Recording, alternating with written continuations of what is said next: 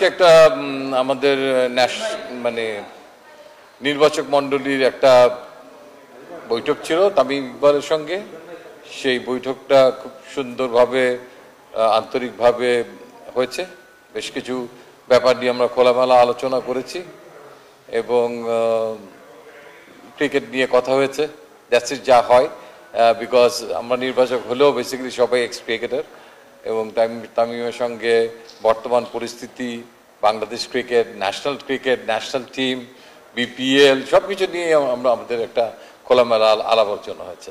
তামিম ইকবালের ইন্টারন্যাশনাল ক্রিকেটের এটা আপনাদের একটা আগ্রহ থাকবে, এটা খুবই স্বাভাবিক, বিকজ এই ব্যাপারটা নিয়ে এর আগেই হয়তো তামিমের সঙ্গে আমাদের আরেকটু আলোচনা হতে পারতো।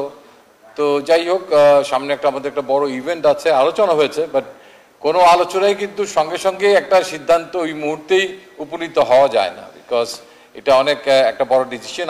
যেমন আমাদের উপরে আমাদের বোর্ড আছে, তা একইভাবে বোর্ডের তরফ থেকে আমরা এসেছি, এখান থেকে কোনো অসুবিধা নেই। অ্যাট দ্য সেম টাইম একটা খেয়াল করতে হবে, একটা খেলোয়াড়ের ক্ষেত্রে অনেক সময় এই সমস্ত একটা ইস্যুতে ফেরত আসার ব্যাপারে তার ঘনিষ্ঠজন, তার পরিবার, বন্ধুবান্ধব অনেক সময়, কিংবা তার প্রিয় কোচ অথবা শুভাকাঙ্ক্ষী, তাদের সঙ্গে আলাপ আলোচনার একটা ব্যাপার থাকে। সেক্ষেত্রে একটু সময় নেওয়ার তো ব্যাপার এসেই যায়। তো আমাদের যেহেতু 12 তারিখে দল ঘোষণা করতে হবে, তার আগে আমাদেরকে দলটা দিতে হবে বোর্ডের কাছে। তো আমাদের কাছে মনে হচ্ছে যে সময় আছে, লেট হিম টেক টাইম। তো এত তাড়াহুড়া করার কিছু নাই, তিনি একটা টুর্নামেন্ট খেলছেন, সো দ্যাট আমাদের প্রাথমিক আলোচনাটা আমরা সেরে নিয়েছি। আমাদের আলোচনার বিষয়টা আমাদের মধ্যেই থাক, এটা টোটালি প্রশ্নটা আপনার, উত্তরটা আপনার, সেটা ঠিক আমি সরাসরি উত্তরটা দিব না, যেহেতু আমি বললাম যে আমরা ব্যাপারটা আলোচনা করেছি এবং এই ব্যাপারের চূড়ান্ত সিদ্ধান্তটা জন্য আমাদেরকে একটু ওয়েট করতে হবে। তো সেই সিদ্ধান্তের জন্য আমরা একটু তামিমকে তো তামিম ইকবালকে তো একটু সময় দিতে হবে। না, এটা তো খুব পরিষ্কার ব্যাপার। 4 দিন তো অনেক সময় আমাদের জন্য। আমাদের তো একটা হোমওয়ার্ক করা আছে, টিমটা কেমন হতে পারে, কিংবা ছকটা তো আমাদের তৈরি করা আছে। সো সেই ছকটা পূরণ করে বোর্ডের কাছে দেওয়া আমাদের জন্য খুব বেশি একটা সময়ের ব্যাপার না। তো আমরা তামিম ইকবালের মতো একজন খেলোয়াড়কে ডেফিনেটলি সম্মান জানাই, তার সিদ্ধান্তেরও আমরা সম্মান জানাই। তো সেই জন্য তিনি যদি একটু সময় নিতে চান আমাদের কাছ থেকে, তো আমার মনে হয় ইজ ফেয়ার এনাফ। এবং আমি বোর্ডের সঙ্গে কথা বলেছি, এতে তাদের কোনো অসুবিধা নেই। তো কাজেই আপনাদেরকে আরো কিছুক্ষণ সময় পেশেন্টফুল থাকতে হবে। অনেকদিন তো আপনারা ওয়েট করলেন সিদ্ধান্তের জন্য, so that there is no hurry. বেশি তাড়াহুড়া করলে কিন্তু রান আউট হতে হয়। তো কাজেই আমরা একটু ওয়েট করি। না, সাকিবের ব্যাপারে কোনো ইনস্ট্রাকশন আসেনি। আমরা জানি যে প্রথম যে পরীক্ষাটা দিল সেখানে তিনি উত্তীর্ণ হতে পারেননি, আনফর্চুনেটলি। Is very shocking. আমাকে আরেকটু পরিষ্কার হতে হবে যে তিনি ব্যক্তি পর্যায়ে কিংবা আবার একটা পরীক্ষা অবতীর্ণ ইতিমধ্যে হয়েছেন কিনা, এটা একটু খোঁজ দিয়ে জানতে হবে। এটা আসলে আমরা নির্বাচক মণ্ডলীরা বোর্ডের কাছ থেকে জানতে চেয়েছি যে তিনি আমাদের এই প্রক্রিয়ার জন্য অ্যাভেলেবেল আছেন কিনা। সেটা এখনো আমরা উত্তর পুরোপুরি পাইনি, আংশিক একটা পেয়েছি। কিন্তু যেহেতু আবার একটা শোনা যাচ্ছে তিনি অংশগ্রহণ করেছেন, তো সেটার জন্য ওয়েট করতে হবে আমাদেরকে। আসলে হয়তো every minute counts, but hopefully আমরা 1-2 দিনের মধ্যে এই ব্যাপারগুলো সম্পর্কে পরিষ্কার হয়ে যাব। দেখেন, একটা সময় একটা ভেরি ইম্পর্টেন্ট একটা ইস্যু। কোন সময়ে কখন কোন বিষয়ে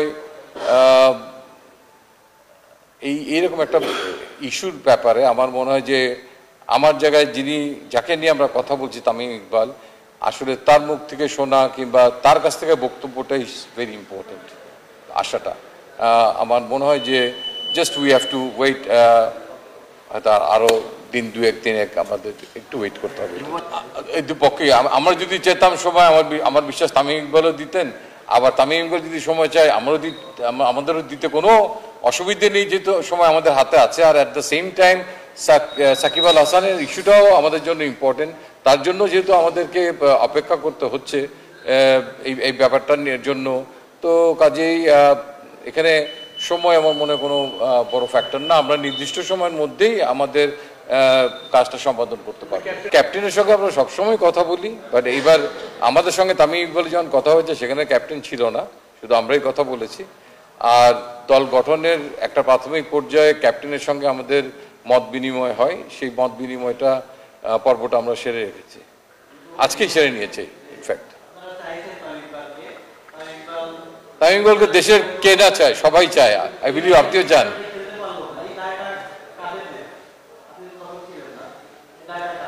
আসলে এই মুহূর্তে আমরা একটা ভিন্ন ইস্যু নিয়ে কথা বলছি, আসলে এই প্রসঙ্গটা আমি ঠিক অ্যাভয়েড করতে চাই। আমার মনে হয় তামিম ইকবাল তিনি কি করতে চান সে ব্যাপারে তিনি আগের থেকেই ভেবে রেখেছেন। আমার বিশ্বাস এত বড় প্লেয়ার, তারপরেও কোনো একটা কিছু ক্ষেত্রে কিছু সময় সংশয় সৃষ্টি হয়, তখন পরিবারের থেকে একটা পরিবারকে কেনা অনার করে, প্রত্যেকে অনার করে, তো কাজেই কোনো একটা ব্যাপারে সিদ্ধান্ত চূড়ান্ত করার আগে পরিবারের থেকে একটা মতামতের বিষয়টা ভেরি ইম্পর্টেন্ট হয়ে যায়।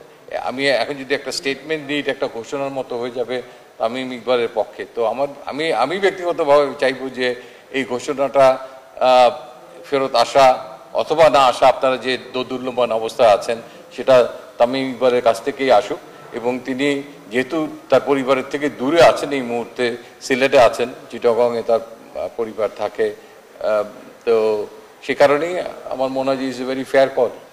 না আলোচনা সবাই কেউ ব্যাট ঘরও ছাড়তে চায় না, এখন আমাকে যদি ব্যাট হাতে দেন আমি এখনো ব্যাট নিয়ে খেলতে চাইবো, কিন্তু কথা হচ্ছে যে ইন্টারন্যাশনাল ক্রিকেট আর ডোমেস্টিক ক্রিকেট এগুলোর মধ্যে অনেক অনেক বিস্তর ফারাক আছে।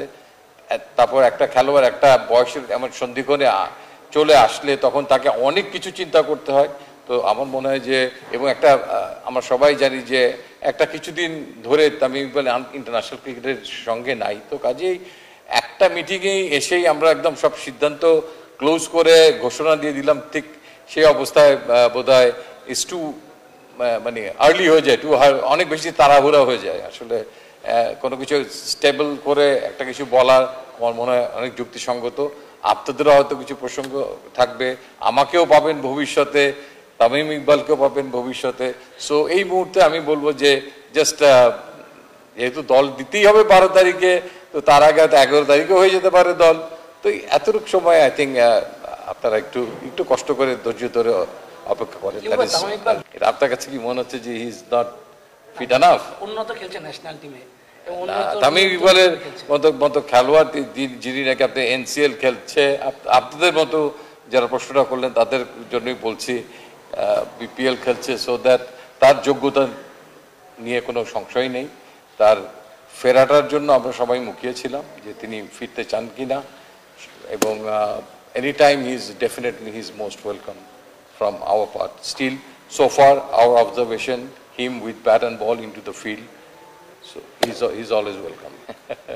আপনি আমাকে আবার ফেরত ওই জায়গায় নিয়ে চলে যেতে যাচ্ছেন, তো সেই বিষয়টার জন্য একটু ওয়েট করেন, সাসপেন্স থাকুক কিছুটা। তো আমার মনে হয় একটু ধৈর্য ধরেন। আমি খুশি হতাম আপনার প্রশ্নের উত্তরটা এই মঞ্চে এখনই দিয়ে দিতে পারলে, তো সেটা না করে বরঞ্চ ওই তামিমের মতোই বলছি যে একটু অপেক্ষা করেন, সেটা আপনারা সবাই জানতে পারবেন।